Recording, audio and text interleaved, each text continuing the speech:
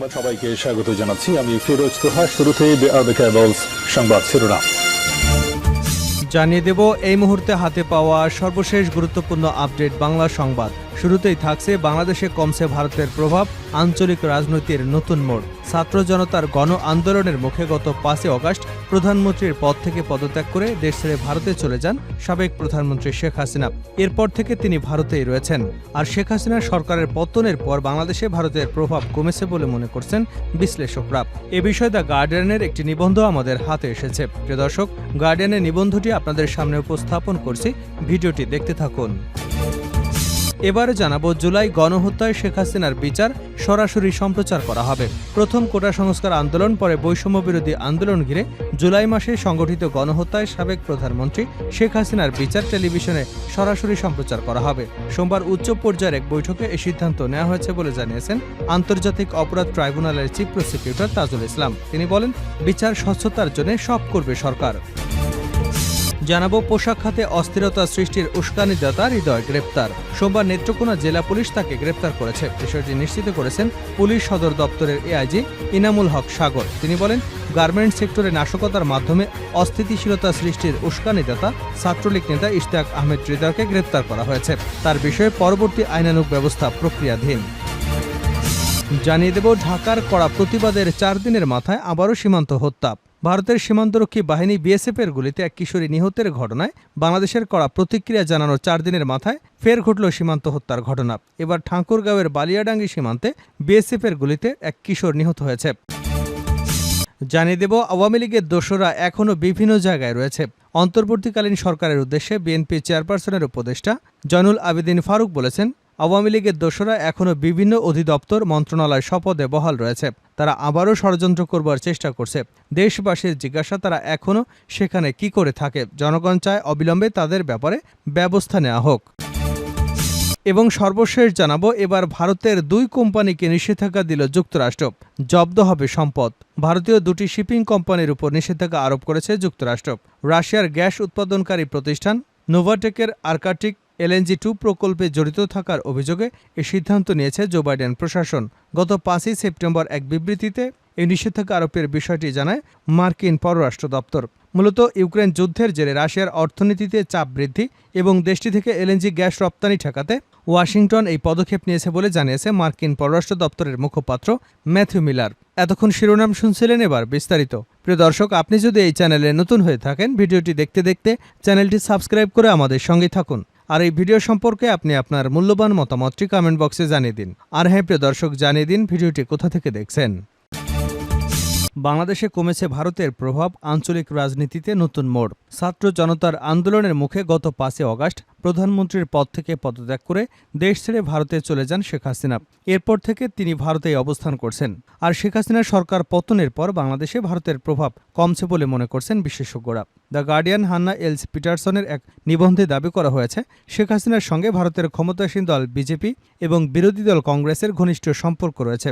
এই সম্পর্কের কারণে বাংলাদেশ ভারতের সবচেয়ে ঘনিষ্ঠ এবং বিশ্বস্ত আঞ্চলিক মিত্র হতে পেরেছিল। অন্য প্রতিবেশী দেশের সঙ্গে ভারতের সম্পর্ক খারাপ থাকলেও শেখ হাসিনার কারণে বাংলাদেশ ছিল তার বিশ্বস্ত সঙ্গী। পাশাপাশি আঞ্চলিক রাজনীতিতে চীন ব্যাপকভাবে অন্য দেশগুলোতে প্রভাব বিস্তার করলেও বাংলাদেশে তা সম্ভব হয়নি। এ অবস্থায় গত 5 আগস্ট শেখ হাসিনার সরকারের পতনে অনেক হিসেব নিকেশ উল্টে গেছে। শ্রীলঙ্কা গার্ডিয়ানে একটি নিবন্ধ লিখেছেন সেন্টার ফর অল্টারনেটিভস বাংলাদেশ নির্বাহী পরিচালক এবং ঢাকা বিশ্ববিদ্যালয়ের আন্তর্জাতিক সম্পর্ক বিভাগের অবসরপ্রাপ্ত অধ্যাপক ডক্টর ইমতিয়াজ আহমেদ। তিনি মালয়েশিয়ায় টেলর্স ইউনিভার্সিটির ভিজিটিং প্রফেসর।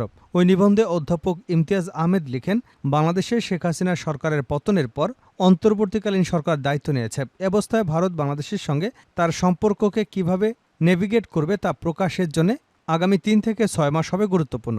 তবে বাংলাদেশে প্রভাব কমেছে ভারতের এবং ঢাকার সঙ্গে দেশটির সম্পর্ক কোন দিকে যাবে সেই বলও রয়েছে এখন দিল্লির কোর্টে।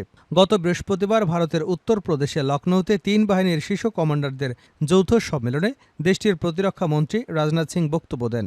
সেখানে তিনি বলেন, ভারত শান্তিপ্রিয় দেশ। শান্তি রক্ষার জন্য ভারতের সশস্ত্র বাহিনীকে যুদ্ধের জন্য প্রস্তুত থাকতে হবে। তিনি বক্তব্যে গণঅভ্যুত্থানের পরবর্তী বাংলাদেশের বর্তমান পরিস্থিতির বিষয়ে বলতে গিয়ে রাশিয়া ইউক্রেন যুদ্ধ এবং হামাস ইসরায়েলের প্রসঙ্গ টেনেছেন। প্রতিবেশী দেশগুলোর পাশাপাশি উত্তর পূর্ব সীমান্ত পরিস্থিতির উপরও নজর রাখতে বলেছেন।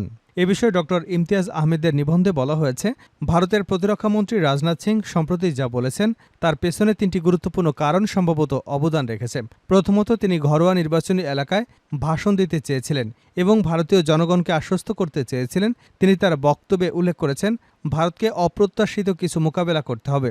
তার এই অপ্রত্যাশিত শব্দটি থেকে স্পষ্ট হয়ে যায় যে তিনি মূলত বাংলাদেশের সাম্প্রতিক পট পরিবর্তনকে বোঝাতে চেয়েছেন, যেটাকে ভারতের জন্য বড় ধাক্কা হিসেবে দেখা হচ্ছে।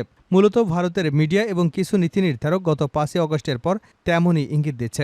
নিবন্ধে লেখক আরও লিখেছেন, তিনি নিশ্চিত ভারতের বেশিরভাগ অংশ অবশ্যই এ ঘটনায় পুরোপুরি হতবাক হয়েছে, কারণ গত 1 দশক বা তারও বেশি সময় ধরে ভারত বলে আসছিল বাংলাদেশের সঙ্গে ভারতের সম্পর্ক সবচেয়ে ভালো।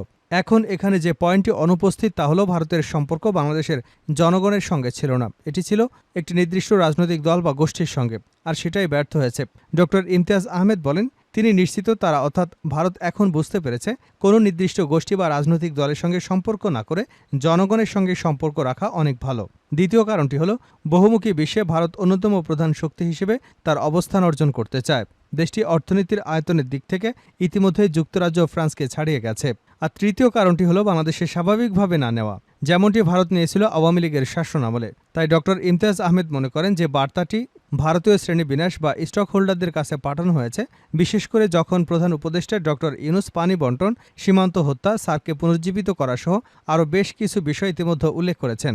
এর আগে তিনি অর্থাৎ ডক্টর মোহাম্মদ ইউনূস ভারতের উত্তর পূর্বাঞ্চল নিয়ে বিশেষ বক্তব্য দিয়েছেন। ডক্টর ইমতিয়াজ আহমেদ তার নিবন্ধে আরও বলেছেন, নয়াদিল্লি নিঃসন্দেহে নিশ্চিত যে বাংলাদেশের বর্তমান সরকার পূর্ববর্তী আওয়ামী সরকার থেকে ভিন্ন, সুতরাং তাদের সঙ্গে সেই অনুযায়ী কাজ করতে হবে। জুলাই গণহত্যায় শেখ হাসিনার বিচার সরাসরি সম্প্রচার করা হবে। প্রথমে কোটা সংস্কার আন্দোলন, পরে বৈষম্য বিরোধী আন্দোলন ঘিরে জুলাই মাসে সংগঠিত গণহত্যায় সাবেক প্রধানমন্ত্রী শেখ হাসিনার বিচার টেলিভিশনে সরাসরি সম্প্রচার করা হবে। সোমবার উচ্চ পর্যায়ের এক বৈঠকে এ সিদ্ধান্ত নেওয়া হয়েছে বলে জানিয়েছেন আন্তর্জাতিক অপরাধ ট্রাইব্যুনালের চিফ প্রসিকিউটর তাজুল ইসলাম। তিনি বলেন, বিচার স্বচ্ছতার জন্য সব করবে সরকার। এর আগে রোববার তিনি জানিয়েছেন, ভারতের সঙ্গে বাংলাদেশের অপরাধী বিনিময় চুক্তি রয়েছে, সেই চুক্তির আলোকে শেখ হাসিনাকে ফিরিয়ে আনার প্রক্রিয়া শুরু করা হবে। এ সময় সাংবাদিকদের প্রশ্নের জবাবে তিনি বলেন, গণহত্যার অভিযোগে দায়ের করা অধিকাংশ মামলার প্রধান আসামি শেখ হাসিনাকে দেশে ফিরিয়ে এনে ট্রাইব্যুনালে বিচারের মুখোমুখি করা হবে। আরেক প্রশ্নের জবাবে তিনি বলেন, গণহত্যার এভিডেন্স নষ্ট করবার আগেই সংরক্ষণ করা বড় চ্যালেঞ্জ। দেশবাসীর কাছে আহ্বান জানাচ্ছি, আলামত নষ্ট করার আগেই যার কাছে গণহত্যা নির্যাতনের এভিডেন্স যা আছে আপনারা ট্রাইব্যুনালের প্রসিকিউশনের কাছে বা তদন্ত সংস্থার কাছে জমা দেবেন। তিনি বলেন, তদন্তকালে আসামিদের গ্রেপ্তারের আবেদন করবে প্রসিকিউটর টিম।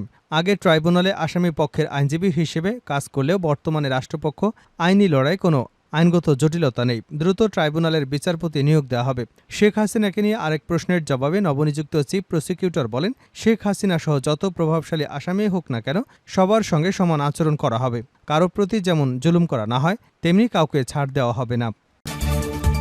পোশাক খাতে অস্থিরতা সৃষ্টির উস্কানিদাতা হৃদয় গ্রেপ্তার। গার্মেন্টস সেক্টরে নাশকতার মাধ্যমে অস্থিতিশীলতা সৃষ্টির উস্কানিদাতা ছাত্রলীগ নেতা ইশতিয়াক আহমেদ হৃদয়কে গ্রেপ্তার করেছে পুলিশ। সোমবার নেত্রকোনা জেলা পুলিশ তাকে গ্রেপ্তার করে। বিষয়টি নিশ্চিত করেছেন পুলিশ সদর দপ্তরের AIG media and PR Enamul Haque Sagar. তিনি বলেন, গার্মেন্টস সেক্টরে নাশকতার মাধ্যমে অস্থিতিশীলতা সৃষ্টির উস্কানিদাতা ছাত্রলীগ নেতা ইশতিয়াক আহমেদ হৃদয়কে গ্রেপ্তার করা হয়েছে। তার বিষয়ে পরবর্তী আইনগত ব্যবস্থা প্রক্রিয়াধীন।